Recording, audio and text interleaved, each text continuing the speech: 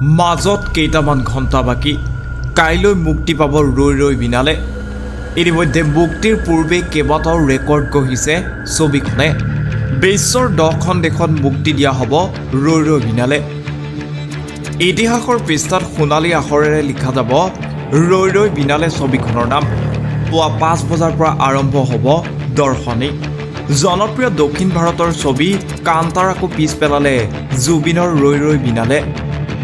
100 কোটি টকাৰ box office collection হোৱাৰ প্ৰথম অসমীয়া ছবি হ'ব পাৰে ৰৈ ৰৈ বিনালে। ইতিমধ্যে 6 নৱেম্বৰ পৰ্যন্ত ৰাজ্যৰ সকলো ছবিগৃহৰ টিকট বুকিং সম্পন্ন হৈছে।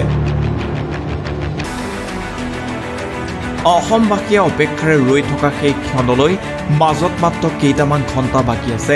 কাইলৈ মুক্তি পাব ঈশ্বৰ পুত্ৰ জুবিন গাৰ্গৰ শেষৰখন ছবি ৰৈ ৰৈ বিনালে। ছবিখনৰ আগতীয়া বুকিঙে অসমীয়া ছবি জগতত অভূতপূৰ্ব ধাৰা গঢ়ি তুলিছে। গুৱাহাটীত চিনেমাগৃহসমূহে প্ৰায় সকলো স্ক্ৰীন ৰৈ ৰৈ বিনালেৰ নামত উচৰ্গা কৰিছে। লক্ষণীয় কথা যে আন চিনেমাৰ শ্ব' বাতিল কৰিছে ছবিগৃহসমূহে। ৰৈ ৰৈ বিনালেৰ শ্ব' পুৱা 5 বজাৰ পৰাই আৰম্ভ হৈছে।